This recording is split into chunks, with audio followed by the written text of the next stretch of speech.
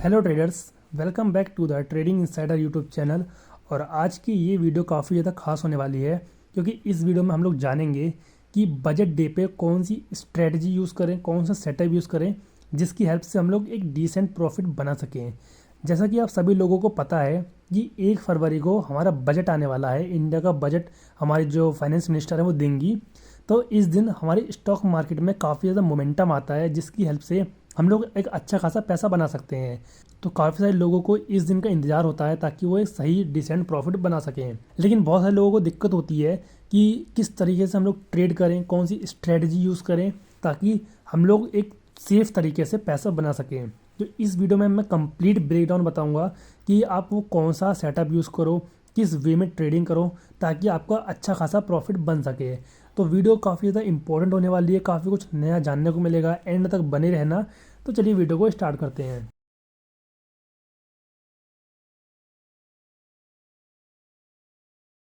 तो देखो, एक ही करके आपके सारे पॉइंट्स मैं क्लियर करता हूँ। देखो, सबसे पहला पॉइंट, आपने पहले ही यूट्यूबर्स की वीडियो देख ली होगी, न्यूज़ पढ़ ली होगी या इंटरनेट पे पढ़ लिया होगा कि कुछ लोग कह रहे हैं मार्केट में पॉजिटिविटी आने वाली है, कुछ लोग कह रहे हैं मार्केट नेगेटिव होने वाली है।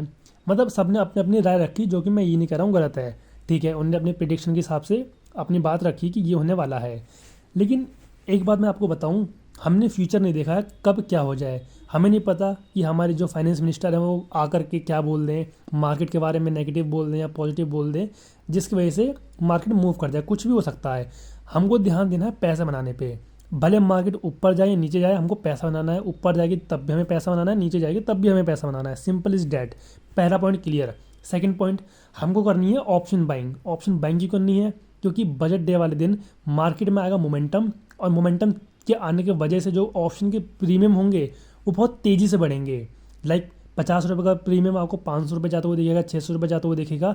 बट अगर आप लोग सेलिंग करोगे तो आपको एक लिमिटेड ही जो है प्रॉफिट मिलेगा। लाइक मान लो कि 100 रुपये का प्रीमियम आप लोगों ने सेल कर दिया तो ज़्यादा ज़्यादा कितना मिल जाएगा, 60 रुपये।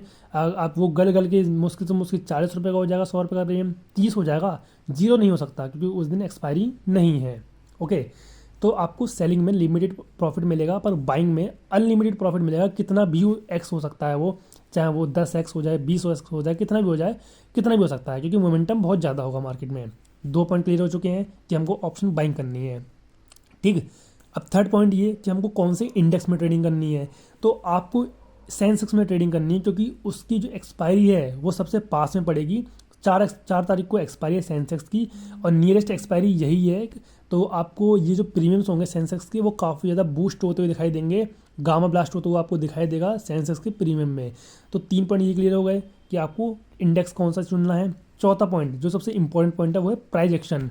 हम प्राइस एक्शन अभी देख लेते हैं कि मार्केट में क्या बनना है। अब प्राइस एक्शन इस्तेमाल क्यों कर रहे हैं हम लोग, अब न्यूज़ का हमें तो पता ही नहीं है कि न्यूज़ क्या आने वाला है। इस चीज़ को मैं आपको एक एग्जांपल के साथ समझाता हूँ। मान लो हम लोग यूएस मार्केट में ट्रेडिंग करते हैं। एग्जांपल के लिए यूएस मार्केट में हम लोग ट्रेडिंग करते हैं। तो जब मैं ट्रेड कर रहा था तो ये था एक रेजिस्टेंस जोन, ठीक, और नीचे था एक सपोर्ट जोन यूएस की मार्केट में। अब क्या हुआ कि 5 दिन बाद आने वाली थी एक न्यूज़। यूएस की मार्केट में 5 दिन बाद आने वाली थी एक न्यूज़। अब वो न्यूज़ थी बहुत ही बड़ी न्यूज़। उससे मार्केट में काफ़ी ज़्यादा इफेक्ट पड़ता, मतलब मोमेंटम जो है उसकी वजह से बहुत ज़्यादा आता। लेकिन न्यूज़ आने से 4-5 दिन पहले ही जो ऑपरेटर थे उनको चल गया पता कि जो न्यूज़ है वो नेगेटिव है। ठीक। अब मुझे नहीं पता कि ऑपरेटर को कैसे चल जाता है पता कि न्यूज़ पॉजिटिव आने वाली है, नेगेटिव आने वाली है। उनके कनेक्शंस होंगे जिससे उनको चल जाता होगा पता। Okay, clear. अब ऑपरेटर को चल गया पता कि जो मार्केट में न्यूज़ आने वाली है वो नेगेटिव। अब ऑपरेटर ने तो कर लिया फिक्स कि उनको करनी है सेलिंग, क्योंकि नेगेटिव न्यूज़ है तो मार्केट में आएगी सेलिंग। लेकिन वो सेलिंग तो तभी करेंगे ना जब सामने से कोई बाय कर रहा होगा। यही तो होता है मार्केट में, कोई बाय करता है तो कोई सेल करता है उस चीज़ को। कोई सेल करेगा तभी तो कोई बाय करेगा। ठीक। इसी तरीके से कोई बाय करेगा, जो सामने वाला सेल कर रहा होगा तभी तो वो बाय कर पाएगा। इसी तरीके से काम होता है मार्केट में। अब ऑपरेटर को करनी है सेलिंग। सेलिंग वो तभी कर पाएंगे जब सामने से कोई बाय कर रहा होगा। अब वो लोग क्या करेंगे, न्यूज़ से पहले, कुछ दिन पहले भी कर सकते हैं, एक दिन पहले भी कर सकते हैं, वो लोग ऐसे धीरे धीरे मार्केट को ऊपर ले जाना शुरू करेंगे। एक मतलब बाइंग दिखाना शुरू कर देंगे, धीरे धीरे कंसोलिडेशन करना स्टार्ट कर देगी मार्केट इस तरीके से। उसके बाद जो ऑपरेटर हैं वो करवा देंगे रेजिस्टेंस जोन का ब्रेकआउट। ठीक। अब जितने भी रिटेलर्स वगैरह होंगे, छोटे ट्रेडर वगैरह होंगे, वो सब लोग इस चीज़ को देख के ये जज करेंगे कि मार्केट में बाइंग आ रही है, रेजिस्टेंस जोन का ब्रेकआउट आया है, तो न्यूज़ में मार्केट रैली कर सकती है ऊपर की साइड में। सबका व्यू बन जाएगा कि बाइंग करनी है हमको न्यूज़ वाले दिन। तो अब सब लोगों के दिमाग में ये चीज़ फिट है, न्यूज़ आएगी हम लोग बाइंग करेंगे। ऑपरेटर को पता है न्यूज़ नेगेटिव है, हमको सेलिंग करनी है। अब न्यूज़ आ गई, न्यूज़ में लोग कर रहे हैं बाइंग, रिटेलर्स सब बाइंग कर रहे हैं और यहीं पे ऑपरेटर करने लगे सेल। अब सामने से जो रिटेलर है वो बाय कर रहे हैं, ऑपरेटर सेल कर रहे हैं, रिटेलर बाय कर रहे हैं और ऑपरेटर सेल कर रहे हैं। और ऑपरेटर की ज़्यादा क्वांटिटी होने की वजह से मार्केट में इस तरीके से एक डंप आ जाता है और ये बनती है हमारी न्यूज़ वाली कैंडल, जो कि बड़ी सी होती है, जो ऑपरेटर बनाते हैं। ठीक, यानी इस समय क्या चल रहा है पता, कि न्यूज़ आने से पहले ही मार्केट में इस तरीके से एक स्ट्रक्चर बन जाता है जिसकी हेल्प से हम पता कर सकते हैं कि मार्केट का मोमेंटम किधर साइड में आ सकता है। प्रिडिक्शन हम लोग कर सकते हैं इस चीज़ से। तो सीधी सी बात है, हमारे मार्केट में न्यूज़ आने वाली है तो पक्का ऑपरेटर ने कुछ ना कुछ ऐसा स्ट्रक्चर बनाया होगा जिसकी हेल्प से कुछ हमें अंदाज़ा मिल जाए कि मार्केट में क्या होने वाला है। आइए वो जानने की कोशिश करते हैं हम लोग। तो देखो, यहाँ पे मैंने खोल रखा है निफ्टी 50 का चार्ट, और निफ्टी 50 का चार्ट मैंने खोल रखा है डे टाइम फ्रेम पे। अब यहाँ पे हमको क्या दिखाई पड़ रहा है, हमको दिखाई पड़ रहा है कि ऊपर से मार्केट में करेक्शन आया हुआ है। जो ये सेलिंग है ऊपर से जो आई हुई है, ये करीबन 13.5% की आ चुकी है अब तक। ओके, अब कहा जाता है कि मार्केट में 10 से 15% के बीच का करेक्शन हेल्दी करेक्शन होता है। इतने करेक्शन के बाद इन्वेस्टर्स अपना पैसा डालना शुरू करते हैं मार्केट के अंदर। और इन्वेस्टर अपना पैसा डालेंगे तो सीधी सी बात है, मार्केट में बाइंग आना स्टार्ट हो जाएगी। ठीक, अब अगर इस पॉइंट में इन्वेस्टर्स ने पैसा डालना शुरू किया बजट वाले दिन, तो हो सकता है कि यहाँ से बाइंग आ जाए। तो पहला पॉइंट तो हमारा ये बन गया कि इन्वेस्टर्स अपना पैसा डाल सकते हैं बजट वाले दिन। अब दूसरा प्रोजेक्शन देखते हैं।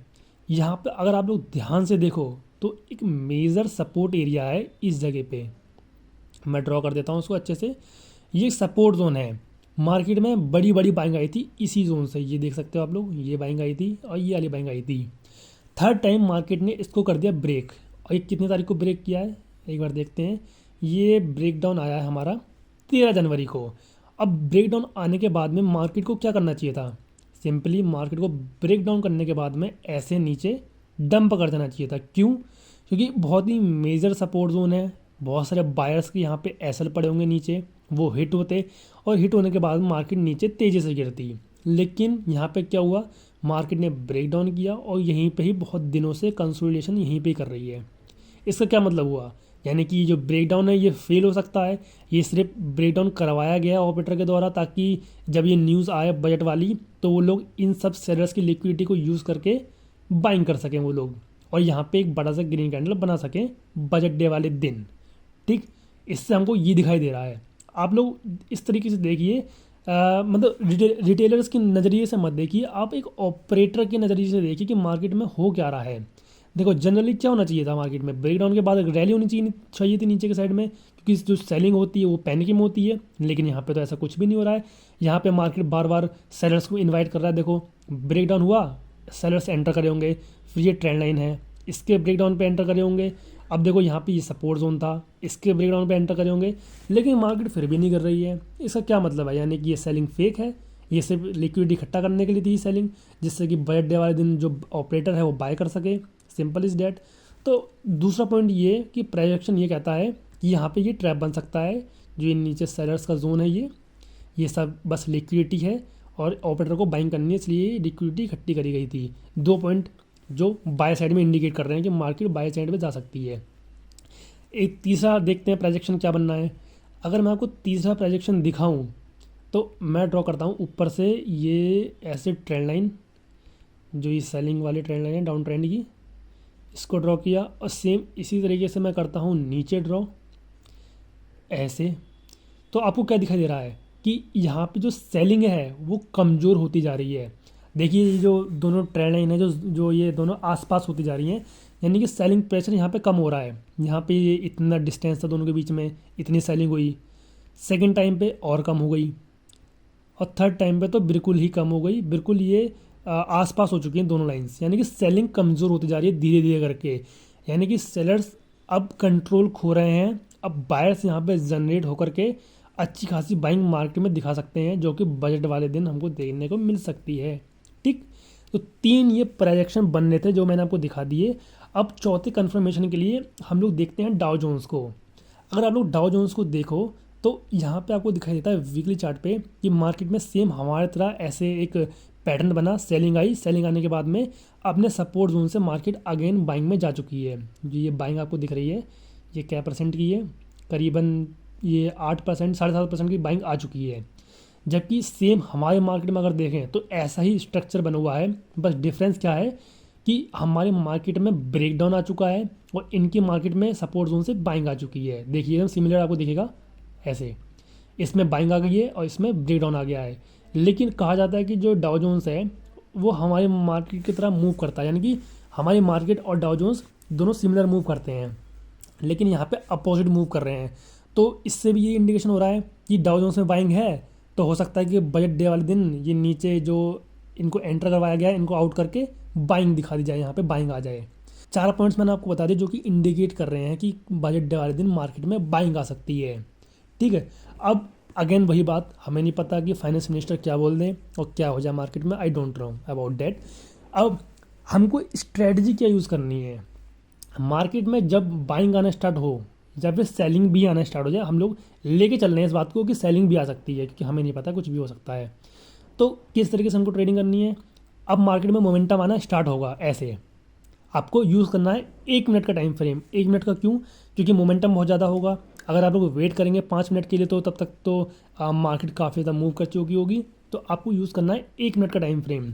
1 मिनट के टाइम फ्रेम पे जब मार्केट में मोमेंटम आना स्टार्ट होगा इस तरीके से, और जब मार्केट में पुल बैक आएगा, मोमेंटम के बाद पुल बैक आता है इस तरीके से, और मार्केट में जब इस तरीके से 9 EMA को टच करके कोई बुलिश कैंडल आपको बनती हुई दिखे, लाइक क्रॉस करके भी बन सकती है, कोई दिक्कत नहीं है, टच करके बन जाए, क्रॉस करके बन जाए, कैसे ही बन जाए, आपको EMA पे कोई बुलिश कैंडल मिलती है लाइक हैमर या फिर फुल बॉडी कैंडल या बिग बार कैंडल, तो सिंपली आपको इसके हाई पे एंट्री करनी है, लो पे एसएल रखना है, और आपको अपना रिस्क रिवॉर्ड रखना है मिनिमम बता रहा हूँ, मैक्सिमम नहीं, मिनिमम 1:5।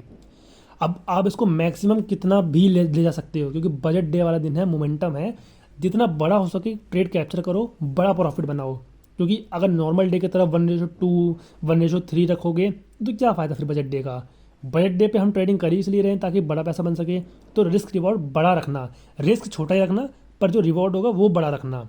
ठीक है, अब देखो, अगर आपको EMA की स्ट्रेटजी समझ में नहीं आ रही, जो मैं आपको ये बता रहा हूँ ये पूरी कहानी, अगर नहीं समझ में आ रहा है कि EMA कैसे यूज़ करना है, तो ऑलरेडी मैंने यूट्यूब पे वीडियो डाल रखी है कि 9 एंड 15 EMA स्ट्रेटजी, जाकर देख लेना, आपको चल जाएगा पता कि ट्रेंडिंग मार्केट में किस तरीके से 9-15 EMA की हेल्प से हम लोग ट्रेड को कैप्चर कर सकते हैं। सिंपल इसमें होता क्या है, अगर मार्केट ट्रेंडिंग है इस तरीके से जो कि बजट डे वाले दिन होगी, उसमें हम लोग इन पुल बैक्स पे एंट्री ले सकते हैं 9-15 EMA की हेल्प से। ठीक है, ये होता है 9-15 EMA का काम। तो जाके यूट्यूब पे चेक कर लेना, 9-15 EMA स्ट्रेटजी आपको वीडियो मिल जाएगी मेरे चैनल पे। ओके, एक स्ट्रेटजी ये होगी। दूसरी स्ट्रेटजी है बिग बार सेटअप। अब बिग बार में क्या होता है, मान लो पहले मोमेंटम आने से पहले मार्केट इस तरीके से छोटी छोटी कैंडल बना रही थी, ठीक, इस तरीके से छोटी छोटी कैंडल बना रही थी, और एकदम से मार्केट में बड़ी सी कैंडल बन गई जो कि प्रीवियस कैंडल के मुकाबले बहुत ही ज़्यादा बड़ी कैंडल थी। तो सिंपली ऐसी कैंडल की क्लोजिंग होने के बाद में 1 मिनट के टाइम फ्रेम पे क्लोजिंग होने के बाद में इसके हाई पे एंट्री लेनी है, और एसएल आप मैक्स टू मैक्स इस कैंडल का हाफ रख सकते हो, बाकी आपकी इच्छा अनुसार थोड़ा कम भी रख सकते हो, इसकी थोड़ा ऊपर नीचे, लेकिन हाफ से नीचे एसएल मत रखना, ज़्यादा बड़ा एसएल अपना मत कर लेना, हाफ ही रखना है एसएल। ठीक है, और टारगेट वही कोई बड़ा रख सकते हो, 1:5 1:6 1:10 ऐसा रख सकते हो आप लोग। आपको बस सिंपल यही 2 स्ट्रेटजी यूज़ करनी है। लोगों की बातों में मत आना कि आप स्ट्रैडल भी यूज़ कर लो, आप वाली स्ट्रेटजी भी यूज़ कर लो, ब्रेकआउट स्ट्रेटजी यूज़ कर लो, कुछ नहीं। ये 2 स्ट्रेटजी को अपने दिमाग में रख के इन्हीं में ट्रेडिंग करना, आपका प्रॉफिट बन जाएगा। और मैक्सिमम एक स्टॉप लिमिट आपका लेके चलना कि इतना लॉस लगने के बाद में मैं ट्रेडिंग नहीं करूँगा। ठीक है, वरना आपका बड़ा लॉस हो सकता है, क्योंकि आपको बहुत सारी अपॉर्चुनिटी मिलेगी, मार्केट मूव करेगी तेज़ी से, तो आपको मन करेगा कूदने का। तो अपना लॉस लिमिट पहले से सेट कर लेना कि मुझे इतना लॉस होने के बाद में मैं ट्रेडिंग नहीं करूँगा, सिंपल इज डैट। अब बात रही इन्वेस्टर्स के लिए, अगर आपको इन्वेस्टिंग करनी है तो किन सेक्टर्स में आप इन्वेस्ट करो कि आपका अच्छा प्रॉफिट बन जाए। देखो, जैसा कि प्राइडिक्शन बनना है कि मार्केट मूव कर सकती है ऊपर के साइड में, यानी कि बाइंग आ सकती है, तो सीधी सी बात है इन्वेस्टर्स को भी फ़ायदा होगा अगर वो पैसा अपना इन्वेस्ट करते हैं। तो मैं आपको डायरेक्टली स्टॉक्स के नाम नहीं बताऊंगा, लेकिन कुछ सेक्टर्स हैं जो कि बजट डे के दिन और बजट डे के बाद अच्छा खासा मोमेंटम ऊपर की साइड में करेंगे, आपको अच्छा खासा रिटर्न दे सकते हैं। पहला है इंफ्रास्ट्रक्चर एंड रेलवे का sector, green energy and power का sector, automobile and electric vehicles, consumer goods and FMCG, telecommunications और हेल्थ केयर। इन सेक्टर्स के जितने भी स्टॉक्स हैं आप उनको स्टडी कर लेना, अपना चार्ट पैटर्न वगैरह देख करके कुछ भी आप सिंपली बाय कर सकते हो इन सेक्टर्स में। और अगर मान लो आपको कन्फ्यूज़न हो रहा है कि आप किस तरीके से इतने सारे स्टॉक्स को मैनेज करोगे, कैसे पता करोगे कि किस में हमें बाय करना चाहिए किस में नहीं, तो एग्जांपल के लिए मैं आपको दिखा देता हूँ। मान लो कोई एक मैं उठाता हूँ शेयर, मान लो एल एन टी एक ये वाला शेयर होता है, इंफ्रास्ट्रक्चर का एक सेक्टर का शेयर होता है एल एन टी। तो इसको मैं अगर ओपन करता हूँ और इसको मैं लेके जाता हूँ डेली टाइम फ्रेम पे, और कल को मार्केट अगर मूव करती है अप साइड में और मुझे पैसे इन्वेस्ट करने हैं, तो ऐसा तो है नहीं कि मैं इस चार्ट को देखता रहूँगा, क्योंकि मुझे तो भाई ट्रेडिंग भी करनी है उसमें, अपने निफ्टी 50 निफ्टी बैंक सेंसेस वगैरह में मुझे ट्रेडिंग भी करनी है, ऑप्शन ट्रेडिंग। तो मैं क्या करूँगा, यहाँ पे सिंपली मैं ऐसे करके एक टेक अलर्ट लगा दूंगा। टेक अलर्ट क्या होता है, अब मान लो मैं स्ट्रेटजी यूज़ करता हूँ स्टॉक्स में इन्वेस्ट करने के लिए, EMA 200 EMA। और 200 EMA एक स्ट्रेटजी होती है, जब भी इसके ऊपर मार्केट जाती है तो हमको ऊपर साइड में एक अच्छा खासा मोमेंटम देखने को मिलता है। लाइक मैं आपको दिखाता हूँ, यहाँ पे अगर हम लोग इसकी क्रॉसिंग के बाद एंट्री लिए होते ऐसे, यहाँ पे ऐसे, जैसे कि यहाँ पे नीचे को जाकर के ऊपर को क्रॉस किया है 200 EMA, तो हमको अच्छा खासा यहाँ पे रिटर्न मिला होता, करीब यहाँ पे 28% के करीब में रिटर्न आया है। तो सिंपल सी बात है, इस टाइम ये 200 EMA से नीचे मार्केट चल रहा है, ये जो शेयर प्राइस है ये चल रहा है नीचे। तो मैं चाहता हूँ कि बजट डे वाले दिन अगर 200 EMA को क्रॉस करता है ये शेयर, तो मुझे पता चल जाए, ताकि मैं डायरेक्टली आकर के बाय कर सकूँ। तो मैं क्या करूँगा, मैं यहाँ पे लगा दूंगा टेक अलर्ट। अब टेक अलर्ट आपको लोगों को मिलता है धन के ब्रोकर में। धन एक बहुत ही बढ़िया ब्रोकर है, जहाँ पे आपको बहुत ही अच्छे अच्छे ऑप्शंस मिलते हैं। और अगर आपको बजट डे के दिन ट्रेडिंग करनी है तो धन यूज़ करना बहुत ही फास्ट है। ये क्विक ऑर्डर लगा सकते हो, कुछ सब कुछ कर सकते हो। तो यहाँ मैं आपको बता रहा था कि टेक अलर्ट्स, तो टेक अलर्ट्स के लिए आपको क्या करना है, सिंपली एक तो आप यहाँ से लगा सकते हो टेक अलर्ट। यहाँ राइट में जाना, प्लस का आइकन दिखेगा, यहाँ पे क्लिक करना, add alert on L finance. यहाँ पे क्लिक करने के बाद ये है मेरा एल फाइनेंस। मुझे क्या करना है, EMA जो मैंने आपको अभी ये बताया, ये इंडिकेटर इसका EMA 200, तो मुझे EMA यहाँ पे करना है सिलेक्ट। इसका जो साइज़ है वो करना है 200 EMA, क्योंकि मैं 200 EMA यहाँ पे यूज़ करता हूँ। इसके क्रॉसिंग होने पे या क्रॉसिंग अप होने पे, जब ऊपर के साइड में क्रॉस करे तो मुझे यहाँ पे एक अलार्म मिल जाएगा। और यहाँ पे मैं नोट भी लगा सकता हूँ कि L&T बाय प्राइस, ठीक है। इस तरीके से मैं क्रिएट पे क्लिक कर दूंगा। अब यहाँ पे मेरा अलार्म लग चुका है। अगर मैं आपको दिखाऊं, यहाँ पे ऑर्डर टाइप में टेक्निकल, और टेक्निकल में आपको दिखेगा L&T फाइनेंस पे मेरा अलर्ट लगा हुआ है। क्या, जब EMA 200 को क्रॉसिंग करेगा अप साइड में तो मेरा अलार्म बजेगा। यानी कि जब मार्केट में जो ये L&T का शेयर है ये 200 को EMA को ऊपर के साइड में क्रॉस करेगा, तो मेरा यह अलार्म बज जाएगा और मुझे चल जाएगा पता कि अब L&T अपनी बाइंग प्राइस पर आ चुका है और अब मुझे बाय करना है। ओके, इतना ही सिंपल है। आप किसी भी शेयर के ऊपर लगा सकते हो, लाइक HDFC बैंक पे लगा सकते हो, किसी पे भी लगा सकते हो, और अपने हिसाब से इंडिकेटर यूज़ कर सकते हो। लाइक मैंने EMA पे लगाया, बहुत से लोग RSI यूज़ करते हैं। RSI अगर इतनी वैल्यू हो जाती है तो हमको बाइंग करनी है। इसी तरीके से pivot levels, Fibonacci, volume, SMA, आपको बहुत सारे इंडिकेटर यहाँ पे चल जाएंगे पता और मिल जाएंगे। लाइक मान लो एग्जांपल के लिए ये मैं यहाँ पे लगाता हूँ फिबोनाची, बहुत सारे लोग फिबोनाची भी यूज़ करते हैं। तो जब फिबोनाची का R3 लेवल अप साइड में क्रॉस हो तब मेरे पास अलार्म आ जाओ, एवरी टाइम आता रहे जब जब क्रॉस होता रहे, ठीक है। तो यहाँ पे मैं लिख दूंगा कि जब भी फिबोनाची का R3 का लेवल क्रॉस हो अप साइड में तो मुझे अलार्म भेजना बार बार। और नोट में मैं लिख दूंगा कि अब फिब लेवल क्रॉस, ये मुझे मैसेज मिल जाएगा। और इसकी एक्सपायरी भी चेंज कर सकते हैं कि कब तक के लिए ये जो अलार्म है ये वैलिड है। तो मैं इसको लगा दूंगा लाइक मार्च में नहीं, फरवरी में ही, बजट डे के 2-3 दिन तक बस बजे, ज़्यादा नहीं, 5 तारीख तक बजे। इसको मैं कर दूंगा क्रिएट। अब यहाँ पे देखो मेरा दो अलार्म लगे पड़े हैं। एक ये जब 200 EMA क्रॉस करेगा तब मुझे अलार्म आएगा, एक फिबोनाची का R3 लेवल क्रॉस करेगा तब मुझे अलार्म आएगा। ओके, जिस जिस शेयर में आपकी नज़र है, जिस जिस स्टॉक्स पे आपको इन्वेस्ट करना है, सब पे इस तरीके से टेक अलर्ट लगा लो और सिंपली अपने इंडेक्स पे ट्रेडिंग करो। आपका जब भी अलार्म बजेगा आप सिंपली जाकर के इन्वेस्ट कर देना, ठीक है। और मैंने आपको कंप्लीट बता दिया है पूरी कहानी क्या है बजट डे वाले दिन की, कैसे क्या होने वाला है। रेडी रहना बजट डे वाले दिन, ज़्यादा ओवर ट्रेडिंग मत करना। इस वीडियो में इतना ही रखते हैं, मिलते हैं नेक्स्ट वीडियो में, तब तक ये take care, thanks for watching this video भाई।